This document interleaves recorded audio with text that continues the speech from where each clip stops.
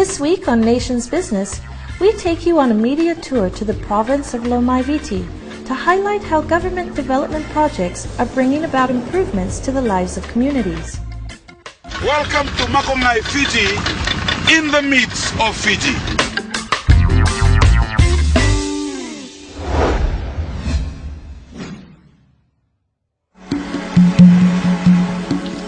The media visit organized by the Ministry of Information to Ovalau and the surrounding islands of the Lomaiviti group started off with a setback, rain, which is a common sight in these parts but did not dampen the team's spirits. That Levuka is planning. Plans for day one of the tour changed, but the team felt lucky at being one of the many groups to tour Levuka, Fiji's first capital, which is now a UNESCO World Heritage Site. The first day of the planned 3-day visit started off with a briefing from the provincial administrator of Lomaiviti and our tour guide, the informative Kelepi Kumbunameta. 200,000 from tourism. When I talk about tourism, because the location of Moturiki, which we will visit tomorrow, Friday.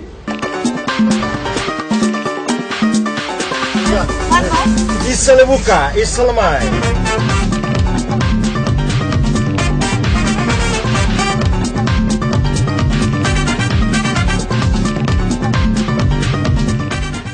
The island of Ovalau is made up of 2 districts, Lovoni and Levuka. Traveling to Lovoni, one is amazed by the breathtaking scenery of towering misty mountain steeps, which surround Levuka, and was one of the reasons that prompted the transferring of the capital from Levuka to Suva in 1877.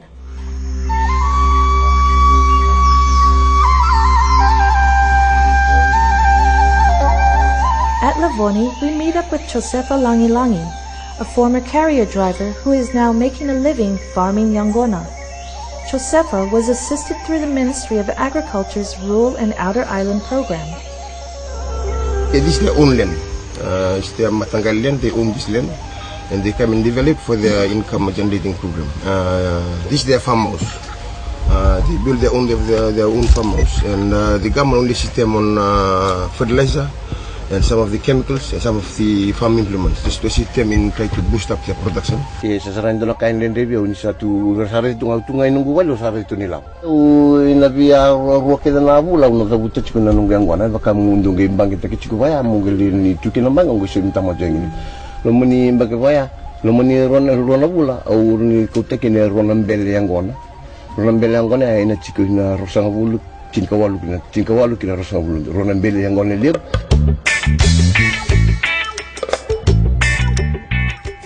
Nation's Business was introduced to 59-year-old Etuate Dranindalo, who left his paid employment as a clerk with government 6 years ago to toil his own land. By last year, he had surpassed all Yangona farmers in Ovalau and was awarded by the Ministry of Agriculture as the Farmer of the Year for the Lomaiviti group. Dranindalo estimates that about 34,000 Yangona plants are ready for harvest in his farm at a cost of $40 per plant.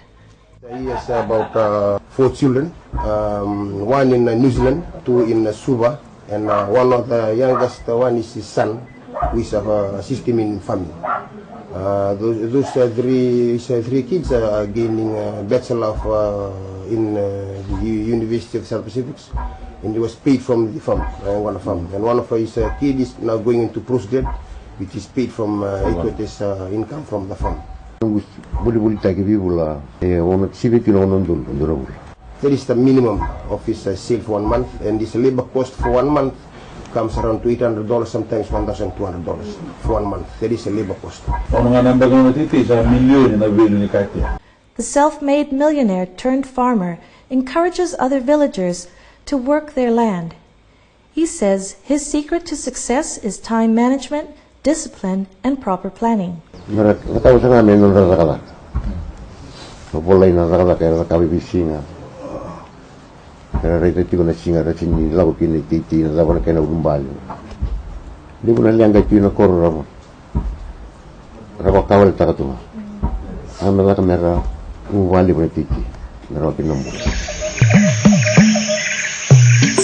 From Etuate's farm, the team traveled further up to Lovoni village, once a stronghold of the hill tribes of Ovalau. Our next stop was the village of Navuni Savu, where government constructed an Irish crossing for the community, costing around $350,000. This is the Loboni Irish crossing that link part of Loboni village with Navuni Savu. People used to struggle during flood time, to cross them around, also to cottage the food, the material, the market produce to town and to Suba. There was no crossing. They used to swim across here. And this is the first ever crossing.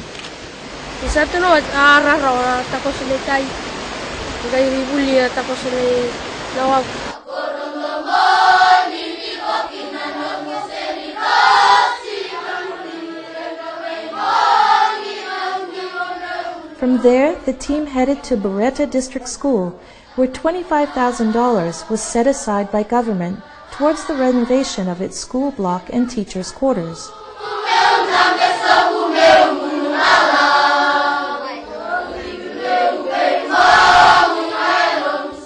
The Vanua paid for the carpenters, but the actual materials for the building was given by the government. Apart from the development, the school has also started its own fish farming project worth $1,500. The project was funded by the Ministry of Health to supplement protein supply for the school children of Beretta. From Beretta, we traveled to Nukutovia village to visit Chone and Makareta Sautu. The couple were assisted by the Ministry of Social Welfare's Poverty Alleviation Program, which is aimed at ensuring that all Fijians are provided with proper housing. That is their old house, and that is their kitchen, their bathroom and toilet. Now government is assisting them through this housing. So far it's $8,000. They don't have to pay any deposit, which they are qualified. They don't have children, and 72-year-old. Through Social Welfare and Commissioner Eastern Office. Tikibu babati maina tinkadiwa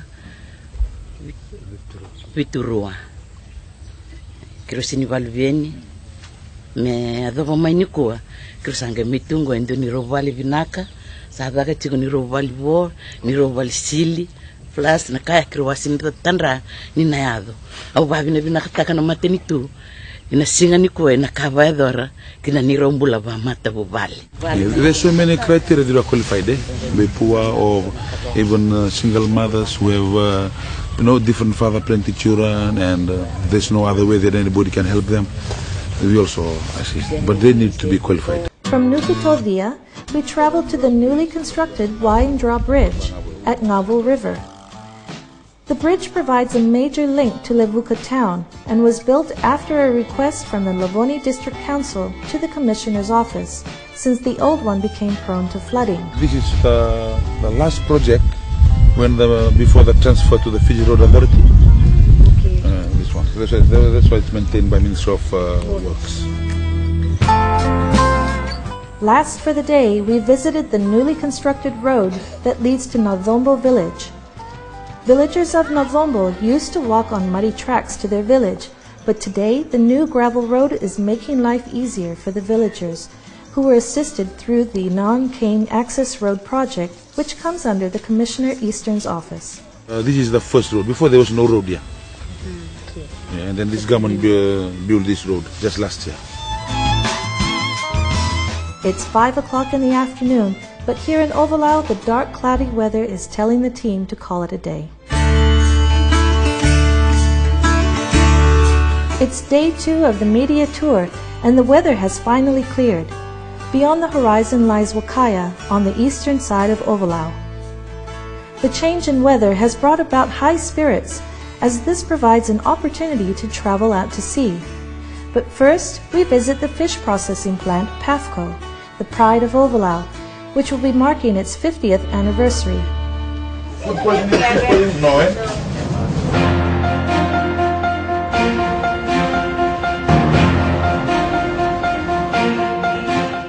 PAFCO was established in 1963 as a transshipment port, but was later upgraded to a tuna processing plant.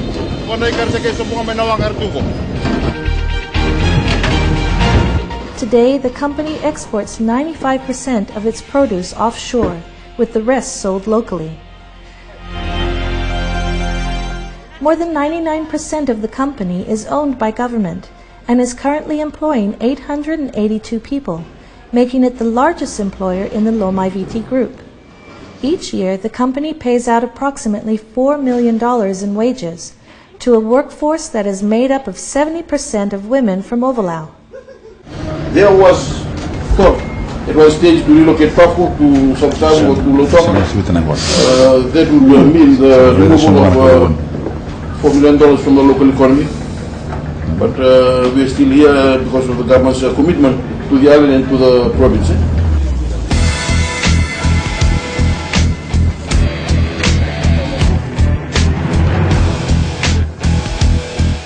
Apart from the processing canned tuna flakes and sardines, PAFCO is now also venturing into producing fish meal and fish oil. The fish meal produced by the company is mostly bought by Yongona farmers as organic fertilizer and is readily available for farmers on Ovalau. From PAFCO, we take our first boat ride to the island of Makungai, which was once a leper colony.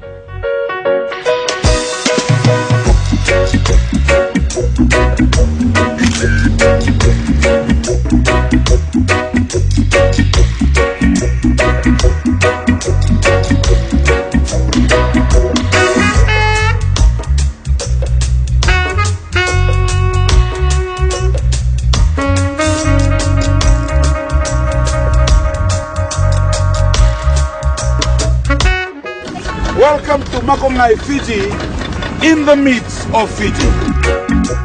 Today, Makungai is a fisheries research station, which is looked after by the Department of Fisheries. 2011, a new page for Makungai in the midst of Fiji. Fiji in the midst of Fiji, you can see here. There's a change at Makungai Mariculture Center. These are the new changes.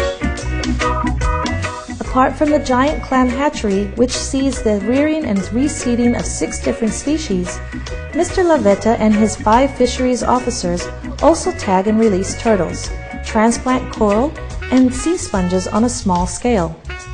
Makungai also serves as a whale sighting base, a pearl culture beach demur, and seaweed monitoring nursery. Kongo ke Lomaiviti wa ingelila kumiki na lubiniziba. According to the fisheries officer, Kameli Lavetta, $20,000 to $30,000 is being used for these projects. In 2011, Makungai changed from a research to a mariculture center. Mariculture tunga pongana ka tamba chunga.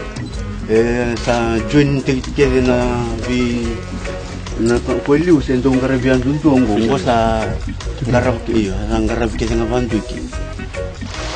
It was declared a government marine reserve area in 1989 because of its pristine environment. Sustainable Makungai Fiji in the midst of Fiji. A total of $500,000 has been invested by government each year to sustain the Makungai Mariculture Center.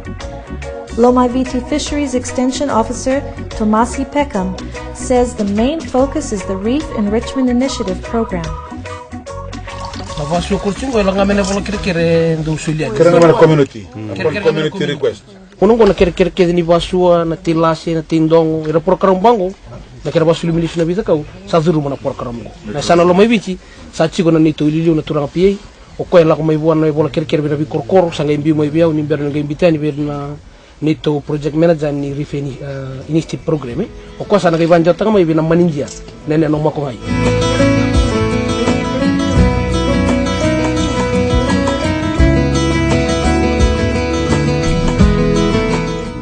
Go sampai tertera macam tu me nursery center ni forestry. As I did mention, 10-year development plan for Lomaiviti is the whales conservation area. We are right now in the whales conservation area as far as the natural resource development is concerned. On my right is the Batuidake passage, and behind Batuidake is Batuira passage, close to the Blywater. November to April, that's the spot. It's close to Bonolebu and also Esawa.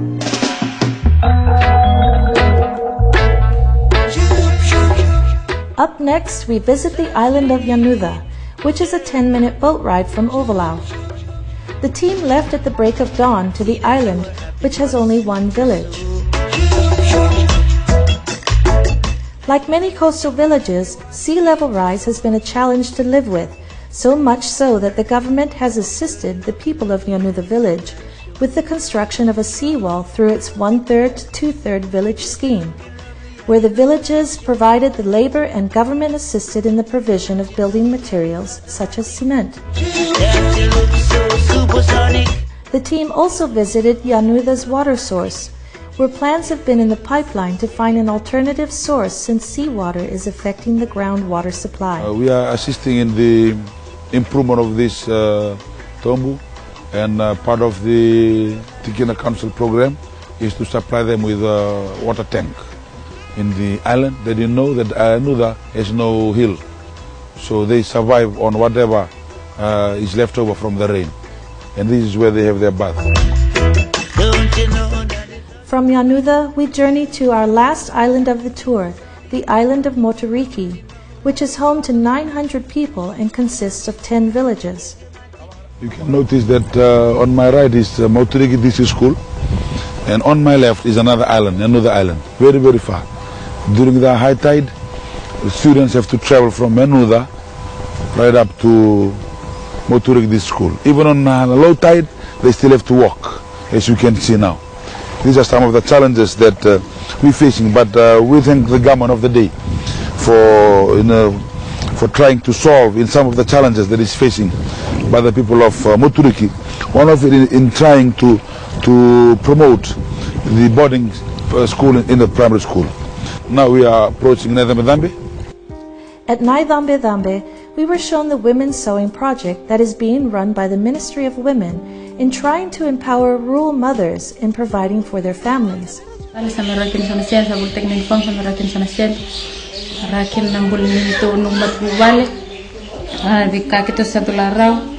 Last year, 2012, government through the IHRDP assist Naidambe not only with the seawall, but as a source of income for the women of Naidambe village, the whole building. This is donated by the government, and also the sewing machines, plus the water tank. It's more than $60,000.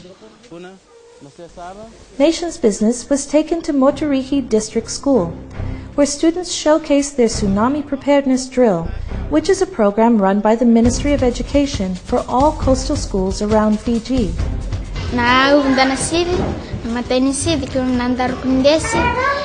Nakareni sidi kama mnadhivi laman rara talmindana sidi kamgili line baca kamgili lakadaki bamba kamgili wawat bamba. From 2012, thanks to the government, on my far right, that is the boarding facilities, this school received an assistance of 24,000, and the teachers' quarters on that right, 23,000 is from the Commissioner Eastern, and also the upgrading and the repairing of the school. As you can see, the repair, 10,000 was the first allotment, and another 18,000, 28,000 altogether from the Commissioner Eastern Division. So, the 2012 from the government, we receive $70,000 worth of assistance from government. And when you look at the solar, this is 65,000 assistance from the European Union. So this school is under solar and also under with computer facilities. Another assistance received from Fiji government is the photocopier for the school, which costs 2,000, and other machine, fax machine, and other computer, etc., 1,884. So 2012, the assistance that we receive here is more than 110,000. It's in these parts that rain comes as a blessing for the communities who depend on it as a source of life. While access to safe drinking water is a need, government has taken on board the requests by the communities for assistance and access to clean and safe drinking water.